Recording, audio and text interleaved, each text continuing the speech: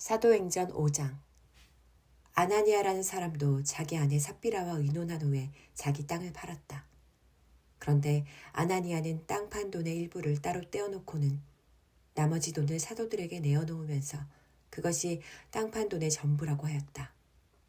이런 사실은 그의 아내 삽비라도 다 알고 있었다. 그러자 베드로가 말했다. 아나니아여, 그대는 어찌하여 사탄에게 마음을 빼앗겨 성령을 속이고 거짓말을 하는 거요? 왜 땅값의 일부를 따로 챙겨둔 거요? 땅을 팔기 전에도 그것은 그대의 소유였고 땅을 판 후에도 그 돈의 처분은 그대에게 달린 일이 아니오. 그런데 어째서 이처럼 거짓으로 행동하는 것이오? 그대는 우리를 속인 것이 아니라 하나님을 속인 것이오. 이 말을 듣자마자 아나니아는 그 자리에 쓰러져 즉시 죽었다. 그리고 이 소식을 들은 사람들은 모두 크게 두려워하였다. 젊은이들이 들어와 아나니아의 시체를 싸서 메고 나가 땅에 묻었다. 3시간쯤 지나 그의 아내 삽비라가 아무것도 모르는 채 들어왔다.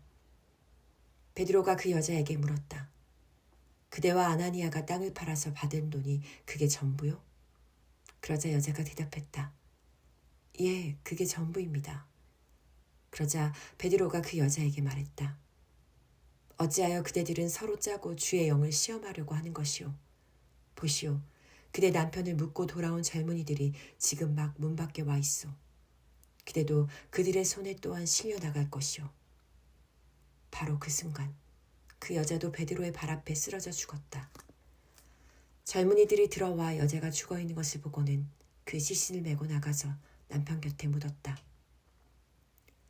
온 교회는 물론이고 이 이야기를 전해 들은 사람들마다 모두 큰 두려움에 사로잡혔다.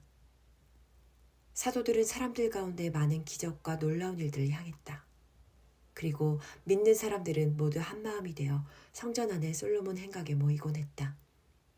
사람들은 믿는 사람들을 크게 칭찬하면서도 감히 그들 속에 합류할 생각을 내지 못했다. 그럼에도 주님을 믿는 남녀의 숫자는 점점 더 불어나 큰 무리를 이루게 되었다. 사람들은 병자들을 들 것이나 자리에 뉘어 거리로 메고 나와 눕혀놓았다. 베드로가 지나갈 때 그의 그림자만이라도 그들에게 덮이기를 바라서였다. 또 예루살렘 근처의 여러 동네에서도 사람들이 병자들과 악한 귀신에게 사로잡혀 고통스러워하는 자들을 데리고 나왔는데 그들은 모두 고침을 받았다. 그러자 대제사장과 그의 일당인 사두개파 사람들은 시기하는 마음이 가득 차서 사도들을 붙잡아다가 감옥에 가두었다.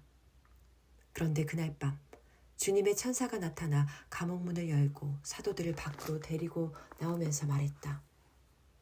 가라, 성전으로 가서 사람들에게 이 새 생명의 말씀을 남김없이 모두 전하여라. 그리하여 동이 틀 무렵 사도들은 성전으로 가서 사람들에게 복음을 가르치기 시작했다. 한편 대제사장과 그 일당이 도착하여 이스라엘의 장로들로 구성된 공회를 소집한 후에 감옥에 갇혀있는 사도들을 데려오라고 사람을 감옥으로 보냈다. 경비병들이 감옥에 가서 보니 사도들이 감옥에 없었다. 그들은 공회로 돌아와 이렇게 보고했다. 감옥문도 단단히 잠겨있고 보초도 문 밖에 서 있었는데 우리가 감옥문을 열어보니 그 안에 아무도 없었습니다. 이 보고를 들은 성전 경비대장과 대제사장들은 무척 혼란스러워하면서 대체 다음에는 또 무슨 일이 일어날 것인지 두려워했다. 그때 어떤 사람이 들어와서 말했다. 보십시오. 감옥에 갇혔던 그 사람들이 지금 성전에서 사람들을 가르치고 있습니다. 경비대장은 즉시 경비병들을 이끌고 성전으로 가서 사도들을 붙잡아 왔다. 하지만 그들은 사람들이 자신들에게 돌을 던질까 두려웠기 때문에 사도들을 붙잡을 때 폭력은 쓰지 않았다. 그들이 사도들을 붙잡아 와서 공회 앞에 세워놓자 대제사장이 신문했다. 우리가 당신들에게 예수에 대해서는 2번 다시 사람들에게 가르치지 말라고 단단히 일렀지 않았소.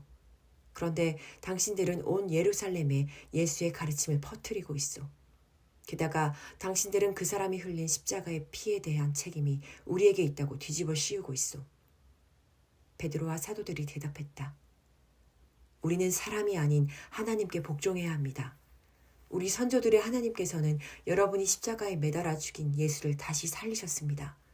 그런 후 하나님께서는 이스라엘 백성이 회개하고 죄 용서함을 받도록 하시려고 예수를 높이시어 자신의 오른편에 앉히시고 우리의 왕이요 구주로 삼으셨습니다. 우리는 이 모든 일의 증인입니다. 또한 하나님을 따르는 사람들에게 하나님께서 주시는 성령도 그 일의 증인이십니다.